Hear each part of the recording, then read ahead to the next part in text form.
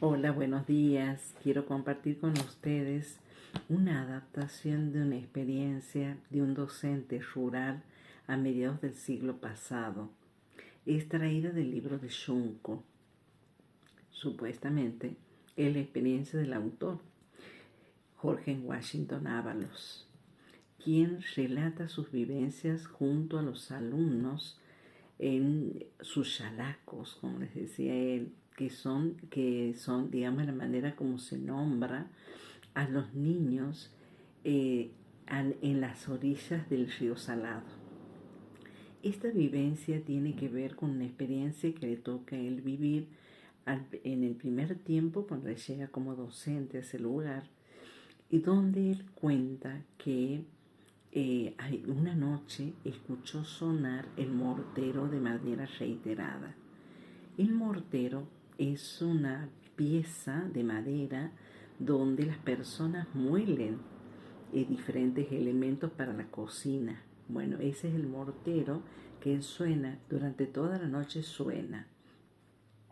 Entonces, él, un poco preocupado, el día siguiente le pregunta a sus alumnos qué había pasado la noche anterior, que se sentía el sonar del mortero, y sus alumnos les responden: lo que pasa es que ha muerto la luna, y para que la luna vuelva a vivir había que hacer sonar el mortero. El docente se preocupó mucho porque sus alumnos tenían un pensamiento mágico y poco real, porque en realidad estaban haciendo alusión a un eclipse. Entonces se procuró armar una clase modelo con muchos elementos, digamos, una maqueta con elementos móviles, de tal manera que se pueda visualizar el eclipse, que era científicamente un eclipse. Entonces le dio la clase a sus alumnos, les explicó: miren, la luna no ha muerto, esto es lo que ha sucedido. Bueno, le va explicando qué sucede. Cuando va a evaluar, porque él quería saber si había logrado el objetivo, cuando va a evaluar a sus alumnos se da cuenta que sus conocimientos no se habían modificados. Por lo tanto, preocupado, decide llegar a hablar con una viejita que era como una líder espiritual del pueblo. Entonces, cuando va a hablar con ella le empieza a contar, le dice: hace mucho tiempo sucedió que el sol, y ella lo va nombrando con los nombres propios de esa mitología popular, y cuando sale de ahí el docente sale con los ojos desorbitados. Estaba obnubilado con lo que había escuchado. Por lo tanto, cuando llegó al aula, le dijo a sus alumnos que en realidad la luna había muerto y que había que hacerla vivir con el mortero. ¿Qué había pasado? El docente había depuesto la ciencia a un mito popular. ¿Qué había pasado?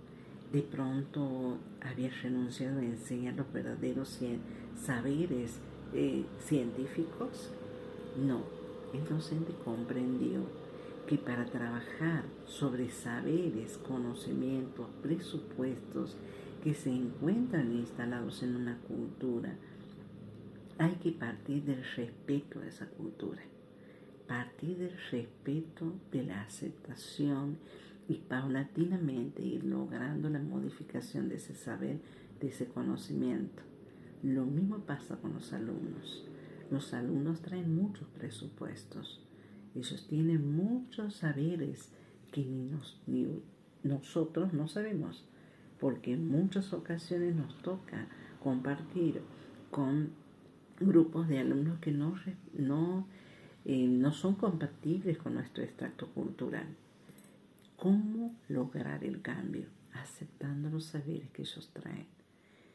¿Cómo lograr el cambio? Logrando conectar lo que vamos a enseñar con lo que ellos ya saben. Así que, bueno, ese es el gran desafío. Gracias.